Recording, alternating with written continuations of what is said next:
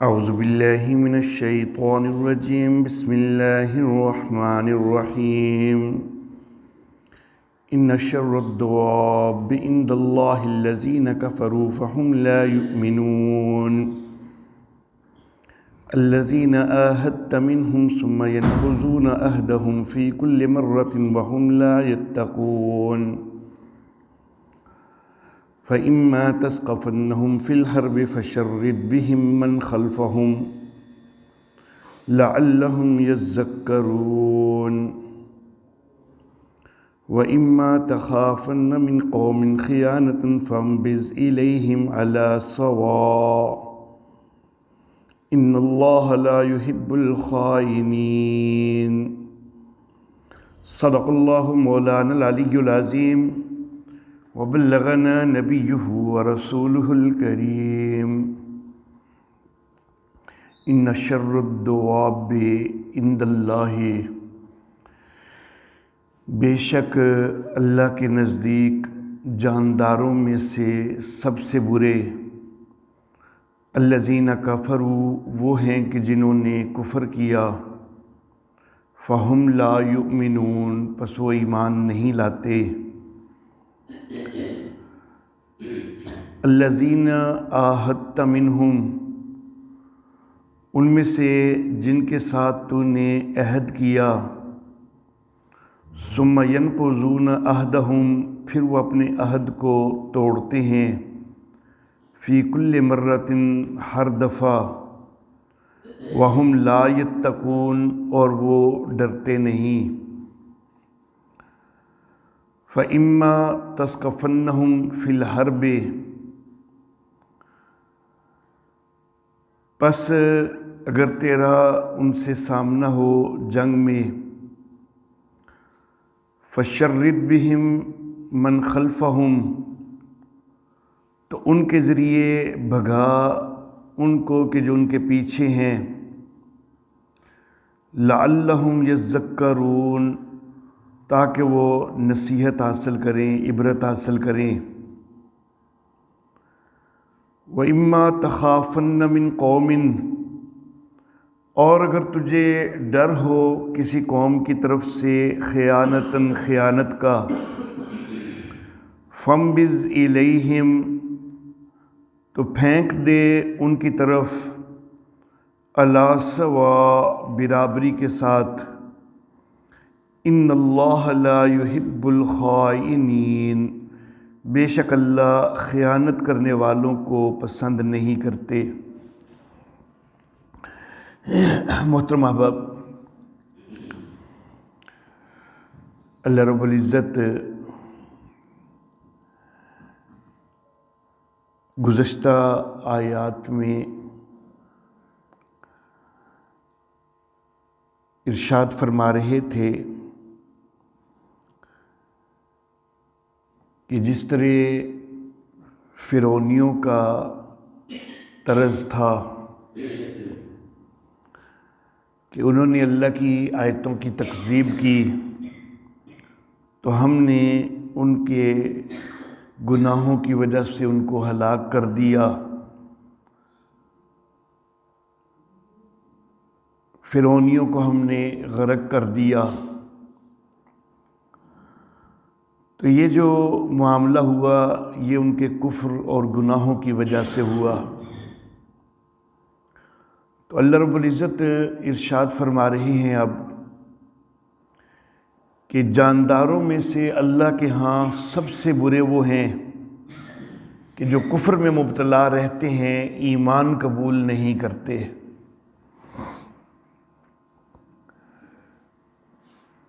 اللہ رب العزت نے سیدنا آدم علیہ نبینا وعلیہ الصلاۃ والتسلیمات ان کو جس وقت پیدا فرمایا ہے، ان کی تخلیق کی ہے، تو اس سے پہلے اللہ رب العزت فرشتوں کے سامنے یہ بات ذکر کر چکے تھے کہ انی جاعل فی الارض خلیفہ، کہ میں زمین میں ایک خلیفہ بنانے والا ہوں۔ تو گویا کہ یہ فیصلہ تھا کہ حضرت آدم علیہ الصلاۃ و تسلیمات کو زمین میں بھیجا جانا ہے، لیکن اس کے باوجود اللہ رب العزت نے سیدنا آدم علیہ نبینا علیہ الصلاۃ و تسلیمات اور ان کی اہلیہ حضرت حوا رضی اللہ تعالی عنہا، ان دونوں کو جو پہلا ٹھکانہ دیا وہ جنت والا ٹھکانہ دیا، اور حکم فرمایا کہ اسکن انت وزوجک الجنہ، کہ اے آدم آپ بھی رہیے اور آپ کی بیوی بھی جنت میں رہیے۔ فیصلہ تو اللہ کا یہی تھا کہ انسان کو دنیا میں بھیجا جانا ہے، لیکن پہلا ٹھکانہ جنت میں دیا گیا۔ شاید اس سے اللہ رب العزت نے یہ اظہار فرما دیا کہ انسان تیرا اصل ٹھکانہ آخری جو ہے، اگر تو اس کا مستحق بنے تو یہ جنت ہی ہے۔ تجھے یہ پہلے اس لیے ایک دفعہ دکھا دی گئی، ایک دفعہ تجھے ادھر ٹھہرا دیا گیا تاکہ پتہ چلے کہ تیرا اصل حق جو ہے، اگر تو اس حق کا مستحق بنے تو وہ یہی ہے۔ دنیا کے اندر تجھے بھیجا جانا ہے، لیکن وہ ایک امتحان کے طور پر بھیجا جانا ہے۔ دنیا دارالامتحان ہے، اور اگر تو وہاں پر کامیاب ہو تو پھر اسی مقام پہ تو نے پہنچنا ہے دوبارہ سے۔ اللہ اللہ۔ تو اسی چیز کو مد نظر رکھتے ہوئے میں اپنے ذوق کے مطابق ایک جملہ کہا کرتا ہوں کہ جنت میرے بابا آدم کی وراثت ہے، اور وہ مجھے مل کے رہنی ہے اگر میں آدم کا بیٹا بن کے رہوں۔ تو انسان جو ہے اس کو دنیا کے اندر جو بھیجا گیا ہے دارالامتحان میں، تو اللہ رب العزت نے انسان کی تخلیق کا مقصد بھی بتلایا ہے کہ وَمَا خَلَقْتُ الْجِنَّ وَالْإِنسَ إِلَّا لِيَعْبُدُونَ، میں نے جنوں اور انسانوں کو نہیں بنایا مگر اس لیے کہ وہ میری بندگی کریں۔ تو اب اگر انسان اس دنیا میں آیا ہے اور وہ یہ بندگی والا مقصد پورا کر رہا ہے، اور یہ تو آپ سب احباب جانتے ہیں کہ بندگی اسی وقت قبول ہے کہ جب عقیدہ درست ہو۔ بندگی نام ہی اس کا ہے اصل میں کہ صحیح عقیدے کے ساتھ اللہ کو راضی کیا جائے۔ تو عقیدہ درست ہو تو تبھی بندگی قبول ہے، اگر عقیدہ درست نہیں ہے تو پھر تو سارے اعمال برباد ہو جاتے ہیں۔ سید الانبیاء، امام الانبیاء محمد عربی صلی اللہ علیہ وآلہ وسلم، آپ کو مخاطب کرتے ہوئے اللہ رب العزت نے سورہ زمر میں ارشاد فرما دیا کہ نبی آپ سے پہلوں کو بھی ہم نے یہ وحی بھیجی ہے، اور آپ کو بھی ہم یہ وحی بھیج رہے ہیں کہ لَإِنْ أَشْرَكْتَ لَيَحْبَطَنَّ عَمَلُكَ، اے نبی اگر تو نے بھی شرک کیا تیرے عمل بھی برباد ہو جائیں گے۔ اور اللہ نے فرمایا کہ یہ پہلے نبیوں کو بھی یہ وحی بھیجی گئی ہے، آپ کو بھی بھیجی جا رہی ہے۔ حالانکہ انبیاء تو معصوم ہوتے ہیں، اور انبیاء سے معمولی گناہ کا شائبہ تک بھی نہیں ہو سکتا، تو اس کے باوجود اتنے شدید لفظ اللہ رب العزت نے استعمال فرمائے، تو اصل میں یہ انسانیت کو سمجھانا مقصود ہے، امت کو سمجھانا مقصود ہے کہ شرک جو ہے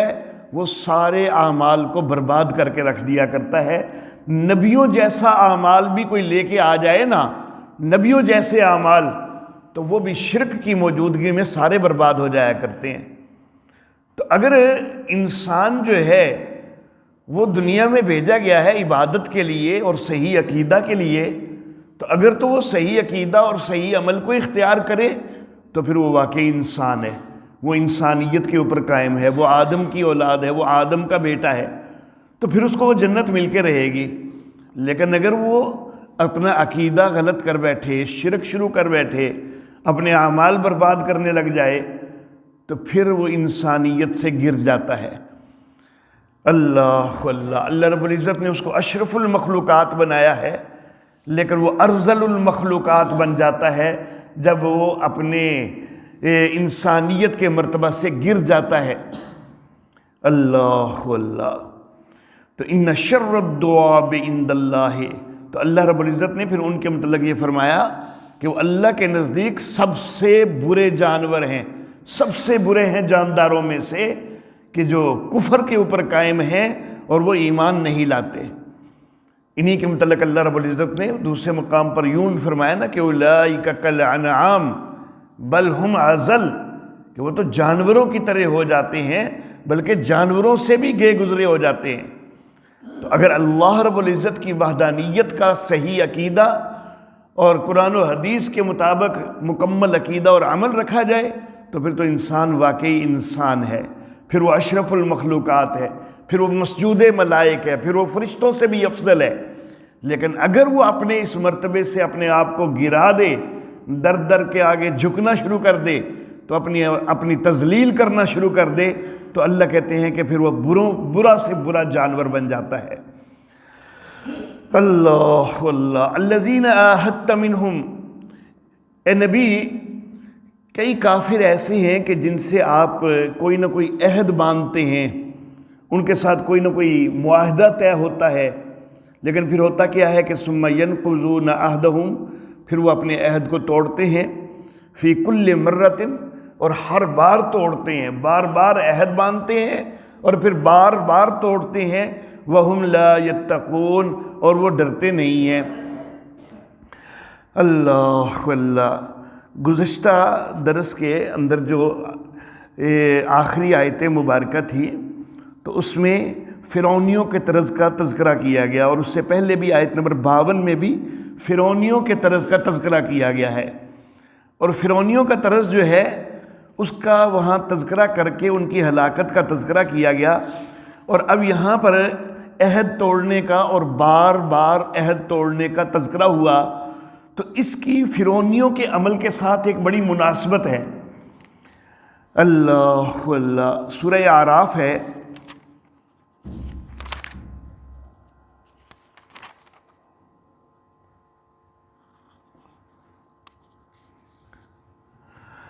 اللہ اللہ، آیت نمبر 134 صفحہ 150 ہے۔ یہاں پر اللہ رب العزت فرعونیوں کا ایک طرز ذکر کر رہے ہیں۔ اللہ فرماتے ہیں وَلَمَّا وَقَعَ عَلَيْهِمُ الرِّجْزُ، جب ان کے اوپر کوئی عذاب آتا، قالوا، وہ کہنے لگتے یا موسیٰ، اے موسیٰ ادع لنا ربک، اپنے رب سے ہمارے لیے دعا کیجئے، بما عہد عندک، جیسا کہ اللہ نے آپ سے عہد کر رکھا ہے، لئن کشفت عنا الرجز، اگر آپ ہم سے یہ عذاب ہٹا دیں گے، لنؤمنن لک، تو ہم آپ پر ایمان قبول کر لیں گے، ولنرسلن معک بنی اسرائیل، اور بنی اسرائیل کو ہم آپ کے ساتھ بھیج دیں گے۔ تو جب بھی وہ عذاب میں مبتلا ہوتے، جو حضرت موسیٰ علیہ الصلاۃ و تسلیمات کو اللہ رب العزت نے 9 نشانات دیے تھے، ان میں سے اکثر نشانات جو ہیں وہ عذابوں کی شکل میں تھے، کبھی مینڈکوں کا عذاب آ رہا ہے، کبھی جوؤں کا عذاب آ رہا ہے، تو جب بھی ان کے اوپر عذاب آتا تو وہ یہ عہد کرتے، یہ وعدہ کرتے کہ یہ عذاب ہٹ جائے تو ہم ضرور ایمان قبول کر لیں گے، اور بنی اسرائیل کو ہم آپ کے ساتھ جانے دیں گے، ان کو آزاد کر دیں گے۔ لیکن اللہ فرماتے ہیں آیت نمبر 135 میں فَلَمَّا كَشَفْنَا عَنْهُمُ الرِّجْزَ، پھر جو ہی ہم عذاب ان سے ہٹا دیتے، إِلَىٰ أَجَلٍ هُمْ بَالِغُوهُ، ایک مدت کے لیے کہ جس کو انہوں نے پہنچنا ہے، إِذَا هُمْ يَنْكُثُونَ، تو اسی وقت وہ عہد توڑنے لگ جاتے، بار بار عہد کرتے بس یہ عذاب ٹال دیں تو اس کے بعد ہم ایمان قبول کر لیں گے، لیکن عذاب ٹل جاتا تو وہ عہد کو توڑ دیتے۔ تو یہ فرعونیوں کا بھی یہی طرز تھا کہ وہ بار بار عہد کو توڑتے تھے۔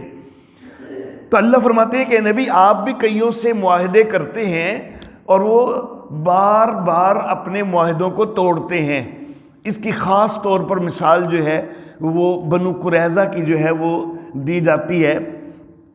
کہ بنو قریظہ سے بار بار معاہدہ ہوتا تھا اور وہ پھر توڑ دیتے تھے، اور پھر کہہ دیتے تھے اوہو یہ والی بات ہمیں یاد نہیں رہی تھی کہ یہ بھی معاہدے میں لکھا ہوا تھا، یہ چیز ہمیں یاد نہیں رہی تھی، آئندہ ہم پکے رہیں گے۔ تو وہ بار بار توڑتے تھے۔ غزوہ بدر کے موقع پر بھی انہوں نے معاہدہ توڑا، اور پھر غزوہ خندق کے موقع پر تو خاص طور پر جو ہے انہوں نے بہت بڑی عہد شکنی کی تھی،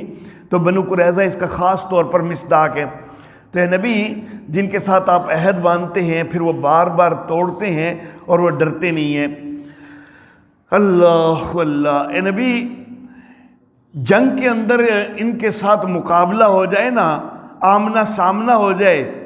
فَشَرِّدْ بِهِمْ مَنْ خَلْفَهُمْ، تو ان کے ذریعے پیچھے والوں کو بھگائیے۔ اب اس کا کیا مطلب ہے کہ ان کے ذریعے پیچھے والوں کو بھگائیے؟ تو اس کا مطلب یہ ہے کہ اے نبی، ان کے ساتھ اتنا شدت کے ساتھ مقابلہ کیجئے، اتنی سخت ان کو سزا دیجئے، اتنی کڑی ان کو سزا دیجئے کہ پیچھے والوں کو بھی عبرت ہو، بعد والے کو اس طرح کی جرت نہ کر سکے۔ تو ان کے ذریعے پیچھے والوں کو بھگائیے کہ ان کے ساتھ جو ہے شدید جنگ کر کے ان کو انتہائی بری شکست دیجئے تاکہ پیچھے والوں کو بھی عبرت ہو، لعلہم یذکرون، تاکہ وہ نصیحت حاصل کریں، عبرت حاصل کریں۔ وَإِمَّا تَخَافَنَّ مِن قَوْمٍ خِيَانَةً، اور اے نبی یہ چیز تو نظر آ رہی ہے نا کہ کفر جو ہے وہ کئی دفعہ معاہدے کر کے توڑتا ہے۔ تو اے نبی، کچھ لوگ ایسے ظاہر ہو چکے، بنو قریظہ جیسے کچھ تو ظاہر ہو چکے کہ جو بار بار عہد کرتے ہیں اور توڑتے ہیں، لیکن اے نبی کئی اور بھی ایسے آ سکتے ہیں، کئی اور بھی ایسے ہو سکتے ہیں کہ جو آپ سے عہد باندھیں اور پھر عہد توڑ دیں۔ تو اے نبی خیال رکھیے کہ جب بھی کسی بھی قوم سے آپ کو خیانت کا خدشہ ہو، عہد توڑنے کا، عہد شکنی کا خدشہ ہو، آپ کو نظر آ رہا ہو کہ وہ عہد توڑنا چاہ رہے ہیں،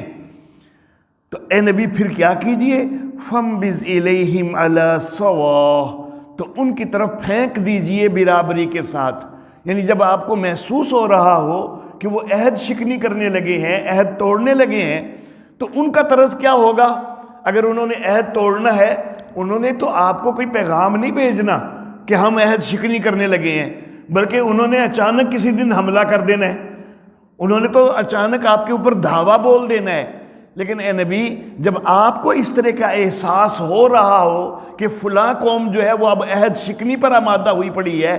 تو پھر آپ خود ان کی طرف پیغام بھیج دیجئے کہ ہم نے بھائی تمہارے ساتھ معاہدہ ختم کیا۔